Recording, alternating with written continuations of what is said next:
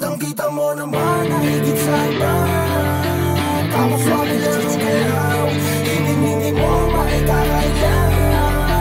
Pag si Pride sa lumitaw, iba yung langis yan ang dala.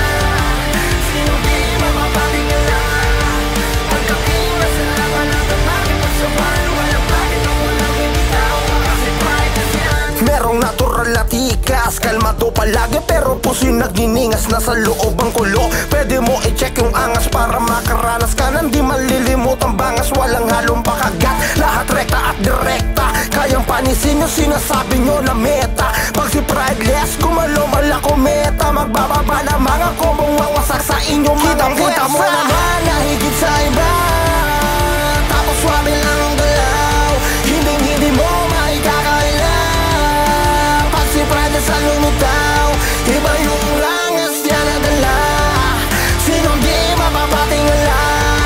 Pagdating na sa laban ng damaki, pagsabay ang balakbakin na walang bibitaw. Baka si Prideless yan. Kapag kay Prideless bumangga, parang sumugal na pakalabo mong manalo. Di mo kakayanin, tindigan namin pambato. Bubog ang timano at dapa sa iyo, yun ang balato.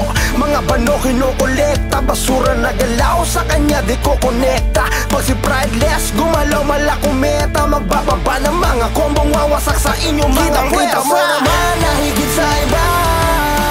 Tapos swabe lang ang galaw, hindi mo maikakaila. Pag si Prideless ang lumitaw, iba yung langas yan na dala. Sinong di mapapatingala? Pagdating na sa laban ng damaki, pagsabay ang balakbakin na walang bibitaw. Baka si Prideless yan. Higit sa iba, tapos swabe lang ang galaw, hindi mo maikakaila. Pag si Prideless ang lumitaw, iba yung langas yan na dala. Sino di mapapatingala? Pagdating na sa laban ng damaki, pagsabay ang balakbakin na walang bibitaw. Kitang-kita mo naman na higit sa iba.